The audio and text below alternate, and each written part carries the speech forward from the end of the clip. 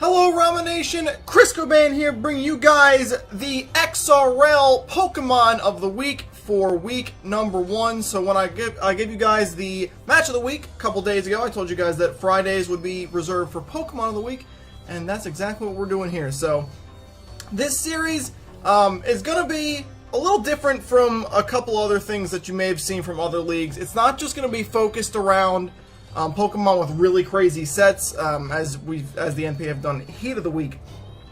But it's gonna more incorporate Pokemon that kind of were the best of both worlds, and that they performed very well, and were interesting. So you guys will see what I mean as we go through these weeks. But this is obviously the top 5 for week 1. We'll be going through the top 5 each and every week of the 5 Pokemon that I feel like were the most deserving to be on this list, and how it went. So, kicking things off right off the bat, we've got what I feel like is a really awesome set. Just to start, this is from Shadow Schemer in the Central Michigan Chandelures, and she was running a Rock EMZ Aggron. So right off the bat, Aggron is a very underused Pokemon. I believe probably sitting in PU as of right now, I'd imagine. But not only that, but to make Aggron a Z captain is just a very unique thing to do, and I was a huge fan of it when I saw it, and I was not disappointed. Week 1, it already goes in. So taking a look at it, obviously it's Rock EMZ. It's running Rock Head to avoid that recoil down from Head Smash. Adamant. We're running 248 HP, 252 attack, and 8 speed. So this thing is as bulky as it can be, while being as offensive as possible. And it's running Head Smash, Earthquake, Double Edge, and Iron Head. So Head Smash has obviously worked around using the Rock EMZ. Rock Head also keeps you from taking that Head Smash recoil when you actually use Head Smash. Double Edge will do the same thing. Iron Head is Stab. And obviously Earthquake was just for overall coverage. So right off the bat, this set's just really cool. Running a Z move on Aggron week 1 like this, and running something as strong as 252 Adamant, Rock EMZ, Head Smash. But the reason this is on the list is not because of its set, because in general, you look at the set, you look at the Pokemon it is, and it doesn't really look that different from an Aggron, as unique as Aggron himself already is. It doesn't look like an out-of-the-ordinary Aggron set, but the reason Aggron is put on this list is for what it did in the game. So Shadow Schemer went up against Kyle, who is running Mega Garchomp. Kyle decided to switch in Garchomp on this Aggron pre-Mega, and Shadow Schemer used that Rock EMZ Head Smash. It critical hit, and it did 90% to Garchomp, which is just absolutely, like, that's a resisted hit, and that's just an incredible amount of damage to do. Just in general, Garchomp is a bulky Pokemon, so to hit it for 90% with a resisted move like that, it shows you the power of Z moves first and foremost. I mean, they're broken, but incredible. It was awesome to watch when we were watching it live, or not live, but watching the replay. And then to finish things off, Kyle actually mispredicted and didn't click Earthquake, so Aggron actually was able to click Iron Head the next turn and pick up the kill. So Aggron actually killed Garchomp. I don't believe he did much else in that match, but just because he was able to hit a Garchomp for 90% with Z Head Smash, I just had to put him on this list. Just such a cool Pokemon. Regular Aggron is not something you see utilized very often, so for it to come in week 1 and put in that amount of work that quickly, I felt like it had to be on the list. So, moving into number 4 this week, we're running a set from Connor and his Miami Mimikyus, and this was one that I really liked as well. Sticking with the lower tiered Pokemon, we're going with regular Marowak here. So, yet again, you're going to see that this set is not super off of what you normally see on Marowak, but just because of the way it was run and what it did, it just had to go on the list because I love it.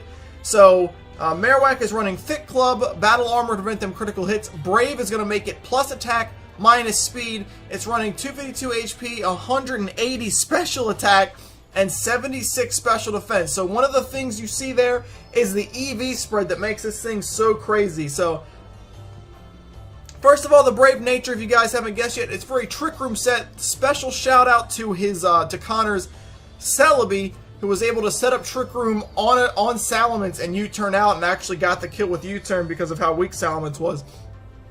And allowed Marowak to come out for free with that Trick Room up. So the spread though is one of the biggest reasons this is on here. So it's 252 HP, it's 76 special defense, making this thing very, very specially defensive. But despite the brave nature, he's running actually no offensive investment on the physical side. That is because Ice Beam needs to have enough power to kill Salamence in this case. Now, he didn't have to actually do that because Salamence is weakened by Tapu Fini and killed by Celebi, but it was run for that. And then, of course, we got Knockoff, Earthquake, Swords Dance, and then Ice Beam itself. So, moveset other than Ice Beam, not too crazy, but it very, very cool EV spread. And what it did in the match is after the Celebi U-turned out and got the Salamence kill, he was able to bring in Marowak, who Swords Danced on Florges, and then one-shot Florges with Earthquake, and then a Sash Raichu came in, and as you guys saw if you watch Game of the Week here, because this is obviously from Game of the Week, he was able to take 2 Hidden Power Ices from the Raichu, thanks to that heavy investment in special defense and HP, and was able to kill with 2 straight Earthquakes, even after the Trooper mended. And he went down after that. But a really cool set. I absolutely love the EV spread. So very unique. It's so different from what you're used to. Literally no offensive investment at all on the physical side, which is just so cool. Had to put him on the list because of how he ran, and just cool to see Marowak, just like Aggron. Cool to see Marowak putting in work, man. It's the power of these draft leagues I love so much. Coming in at number 3 this week, we have yet another really low tier Pokemon, but this one's a little more different than maybe the other two are, just because of the set itself. We're running Lycanroc, and this is from Reiki and the Istanbul, GRANBULLS. So this is Lycanroc midday, obviously, running that Rock MZ, second straight Z move user, Sand Rush to combo with Reiki's Mega Tyranitar, so that gain that speed boost and be incredibly fast. He is running Jolly despite the Sand Rush, just so he didn't have to rely on Sand too much. He's running 60 HP, 252 attack, 4 to both defenses, and 188 speed. So a little an out there EV spread is just all over the place, but that's exactly what you need to do in Draft League format anyway. And the set is what I like the most here. We're running Stone Edge, Swords Dance, Crunch, and Brick Break. So Brick Break was actually to counteract Tyranitar, who was on the opposing side. He was facing Carlo, I believe, who has regular Tyranitar. So it was a matchup of both of them, and he was running Brick Break just to stop that Tyranitar. And then obviously Crunch, Swords Dance, and Stone Edge. Again, this thing went in, and the key thing I liked this week is once Sand was set up, he was able to come in, and he actually was able to one-shot Landorus Incarnate. Remember, Landorus Incarnate allowed in the league Sand Rush only, or Sand Force only, as opposed to Sheer Force. That's why Carlo has Tyranitar. And he was able to use that Z Stone Edge to one-shot Landorus Incarnate, which sealed the game at that point. Landorus was Carlo's win condition for sure at that point in time. But when he expected to be able to live one hit and counter back with an Earth Power for the kill, but that slick Z Stone Edge was able to pick up that one shot. And from that point on, it was pretty much GG. I forget actually, I'm pretty sure Lycanroc picked up a second kill after that. I actually don't recall what it was. But I'm pretty sure he did. So he puts in work. He kills the win condition on Carlo's side. He's able to pick up the win running that Z move set. Definitely wanted to throw him on here. Another good set. Another low tier Pokemon. Unfortunately, that's the end of the low tier Pokemon in this list. The next two we're going to show off are both OU. And let's go ahead and start that. Going with number 2 this week. And that's going to be Mega Medicham. So this is actually, I'm the assistant coach for this one. This is Thomas and the SNAZZY Servines, and this is a set I built. With obviously Megacham Megacham Mega, obviously the Medicham, obviously Pure Power. He's running Jolly, 36 HP, 252 attack, and 220 speed. And this is going to be more on the did a lot of work side than it is on the heat side. This isn't necessarily a heat kind of, or like a unique kind of set. But it was running enough speed to outspeed. I actually don't even remember now, since we already did week 2.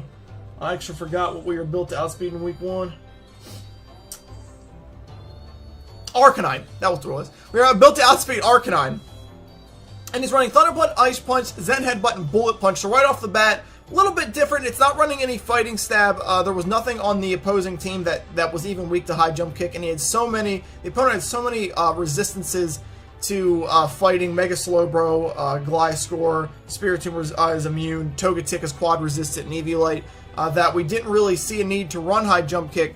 But despite that, despite the fact that the opponent this week had Mega Slowbro, which is probably the second biggest counter in the entire game to Mega Medicham, as other than Mew, who's obviously the best. The Medicham put in the finest of work and actually picked up 5 kills, which is why he sits at number 2 this week, picking up 5 kills directly. Shout out to both Quagsire on Thomas's team that toxicked the Slowbro, which eventually got the kill, and Metagross, which we were running Z Thunder Punch Metagross, that did 60-ish% to the Slowbro and allowed the Toxic to wear him down and kill him. So shout out to both those guys. They both put in work to allow the Slowbro to die, which set Medicham up, and who just went ahead and killed the rest of the Pokemon with relative ease, picking up 5 kills and taking home the win. So now, you'd think that a Pokemon picking up almost every single kill would constitute being number 1, but we're trying to do a mixture here, since this was just more the power of Medicham picking up 5 kills than it was the heat of this set. Number 1 had to be a combination of both, and there was no other option this week than Wolfender, the Milwaukee Mightyenas, and his Mew this week. This set is really cool, and it put in incredible work as well. So it's Mew, normal EMZ, another Z move, excuse me, synchronized, obviously. It's going to be running Timid, 252 special attack, 4 special defense, and 252 speed, so it's running an incredibly offensive set. But what I love here is Flamethrower, Ice Beam, Reflect Type, and Soft Boiled. This Mew went in with that Z Reflect Type. He was actually able to Z Reflect Type in this match to resist a hit and combo back with the Flamethrower to pick up a kill. I believe this Mew actually ended up picking up 4 total kills that week, including 1 passive. It was an indirect kill, forcing it Reflect typed on Banded Entei, and because of that fire typing and the ability to soft boiled to resist the flare blitzes and the sacred fires that the Entei was firing off, Mew was able to wall it off and force it to kill itself with flare blitz recoil to pick up the kill. And then after that was able to finish off the game, picking off, I believe, Armaldo and Tapu Bulu. And I believe it's Z Reflect typed on Tapu Bulu to resist the grass attack that was coming his way. So it was an absolutely insane set. He made use of all of his attacks, utilizing Ice Beam to fight Tapu Bulu, utilizing Soft Bolt and Reflect type to wall off the Entei, utilizing Flamethrower as well to hit, I believe he used it to kill Armaldo. So, and then at the end of the day, including the indirect kill by forcing Entei, ended up picking up 4 kills while running Z Reflect type on a Mew, which is just absolutely insane. Incredible heat. It was my favorite set of the week by far. When I was going over the Pokemon, this is the one I looked at and went, that's number 1. It put in 4 kills and was running a crazy set that not only was it running a crazy set, but the craziness of the set came through. It didn't just pick up kills by walling things and clicking Flamethrower. Reflect type came into play multiple times to keep the Mew healthy and keep it alive, so that it could stall out and pick up the 4 kills it needed to win that game. Amazingly done by Wolf. I believe his head coach, or his assistant coach, was Cash. I'm not sure which one actually built the set, but whoever did, shout out to you. That's an incredible set. Huge fan of it, and very, very much deserving of number 1 for week 1.